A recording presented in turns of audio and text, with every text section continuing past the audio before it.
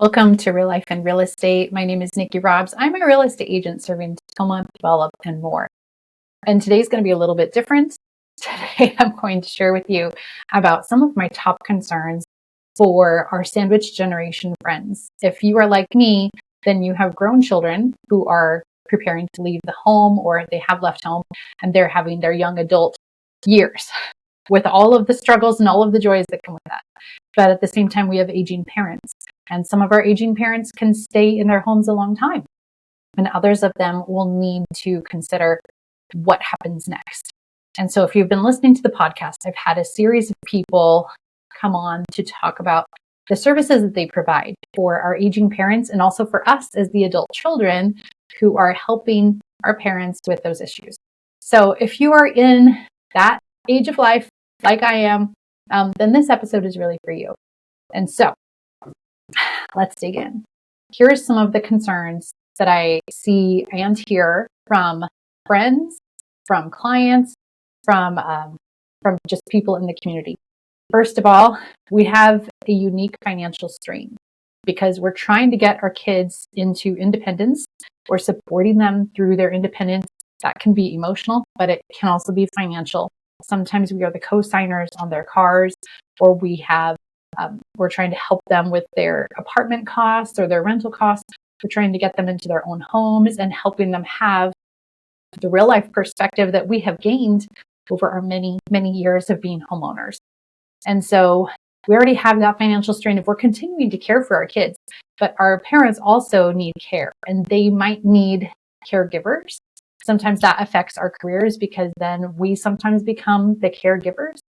That can also mean that we pay people to be caregivers, or we just need to take time off to take our parents to appointments, to be there in support.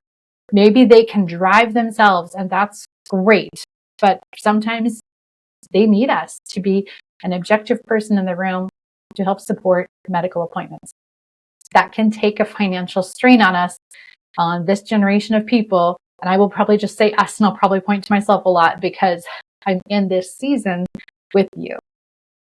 So we're taking time off of work to make medical appointments, and we're taking time off of work to make sure that our parents' concerns are addressed. Now that can also affect our time management.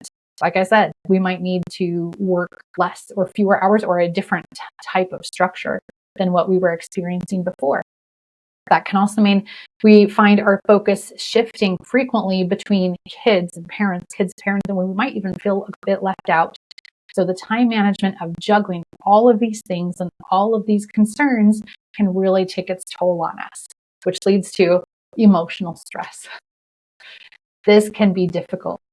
So what we are handling as sandwich generation people, we're not the first ones. We're just the next ones. My parents also had to manage launching young adults and having aging parents, right? And as the culture has shifted over the last several generations, we've seen the flux of sometimes parents come home and live with their adult children, and now we have a multi-generational house. There's many cultures where this is actually the norm. There's many cultures where the homes were built with that in mind, and there are main floor bedrooms, main floor bathrooms, second kitchens sometimes. Our culture here in the Tacoma, Puyallup, Seattle area is not exactly set up for multi-generational living. When you find a home that is, then snap it up because you might need it, you might not, but it's just good to have in case, and you'll probably tweak it to make it fit your own needs.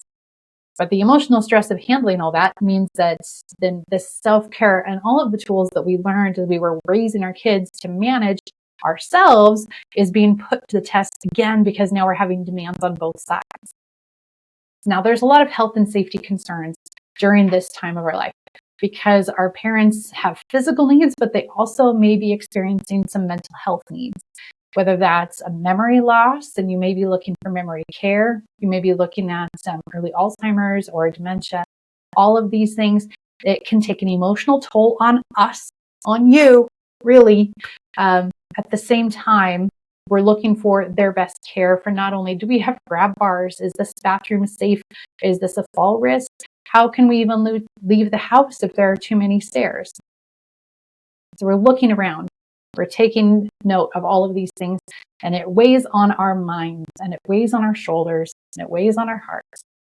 But ultimately, we really want to bring as much respect to our elders and their needs as we possibly can. And that's where I want you to know that there are a lot of people on your side. There are a lot of people that you can add to your team when you decide, I can't do this alone. I can't handle all of this alone.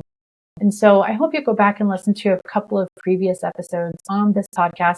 It is titled Real Life and Real Estate, because a lot of real estate is about real life situations. It's about, I'm being moved. My company is transferring me across town or across the state or across the country, and I need to move, right? The real life of, oh my gosh, we've added to the family, we've expanded, and we don't fit in this house. The real life of, there's been a divorce and this house isn't right for us anymore, and I've got questions about the mortgage and questions about the deed. And the real life of, is this house safe for those who are living in it? Is this really the right place where mom and dad or Aunt Sue need to be? Maybe. I sure hope they get to age in place as long as they're capable of, but maybe not. So all of these people, from Caring Transitions, Restoring Hope, your insurance company, and myself, we want to be part of your team. We want you to consider that there are people who can help you, who can come at this situation understanding your need for autonomy, your and your parents' need for autonomy and respect. They're full-grown adults, and they're not going to appreciate being treated like children. And so I want you to know and have confidence that all of us we're in this because we love people, and we've been trained, as well as probably a fair amount of lived experience, that treating our elders with as much respect as they have earned and as they require, or as they, maybe it's a cultural thing, that this is the standard of respect in our culture, but also autonomy. They're not children, and we're not going to treat them like children. We're not telling them what to do, but we're trying to bring them along in the conversation of, I have concerns that this is no longer best for you.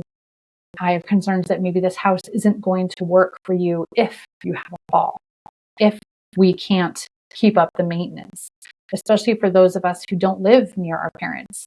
I live near my in-laws, but I don't live near my parents. Luckily, I've got siblings who do live near my parents, and I know that they will handle maintaining the house, but that will be a conversation that we have at some point. I want you to know it's never too early to have these conversations about future planning. Just because your parents are very able, they're very physically capable right now, doesn't mean you can't say, you know what, I just would love to know at this stage in your life, what would you like to see happen when we get to this stage in your life? Or if this situation were to befall us, or if we were to discover that there's an illness that's going to suck up a lot of our time, what would you like to happen? I don't think that's morbid. And I think you might be surprised that parents and grandparents, parents and aunts and uncles, they would probably welcome having a very honest conversation, knowing that you are right there with them, that you're coming at it from a place of support. You're coming at it from a place of curiosity as well. How would you like this handled? Because I want to be a good advocate for you. I don't want to make assumptions about what you want. It's even a good idea to discuss their will and plans for what happens after. How do you want to be cared for? How would you like to see this happen? Do they have everything in their will right now? Is it all set? And do they have long-term care plans? These are conversations that really should be happening. They should be happening not just once, but probably a couple of times. I would love to introduce you to some estate planners, lawyers that specialize in these wills and the plans for what happens next. There are lots of ways that the house can be taken care of, but it's up to you. And I'm not an expert in that, but there are lots of ways that that deed can get taken care of without the estate going to probate. So we'd love to be on your side. I know everyone that I've interviewed would really like to be able to offer their services to you. You may not know they exist. So I will make a playlist specifically for sandwich generation. Now, right now, almost all of those are on YouTube under the playlist Real Life, because these are real life problems. I'll make a special playlist just for this one, because I think this is one that you're going to need to go back to and say, wait, I remember we talked about this, or I heard about this, and I can't remember where to find it. It will be in that place. So thank you for listening. Number one, I hope you hear that there's a lot of people who care. They care about you. They care about the situation you're going through, and they care about your parents and your elders. Everyone who is getting into this business is not getting into it for the money. They're coming at it because we wish someone was there for us. I wish someone was there for fill in the blank. Everyone that I've interviewed has said something similar. So we hope that you feel cared for, number one, that we are on your side, and we're here to be a resource and an assistant to you so that you can outsource the pieces that you can, and the pieces that are most comfortable to you. If you're very comfortable handling all of the medical appointments and being a great medical advocate for your parent or your loved one, that's wonderful. We don't want to take that away from you if that's what you've got. If handling house cleaning is right up your alley, then that's what you've got. We're just here to provide options and know that you are cared for, you can be supported, as well as your loved ones. So that's all. Please reach out. Listen to any of the other episodes with Restoring Hope, Caring Transitions, and so many others. We want to make sure that you know that you have options and you don't have to do this alone. Thank you for listening to Real Life in Real Estate. I'm Nikki Robbs. And if you would like to talk about house valuations or options or concerns about your house and what kind of repairs might need to be done, I would love to give you a one-on-one consult to see the house in person and make sure that I'm giving you the most accurate information, not just generic, oh, it looks like this. So thank you for listening.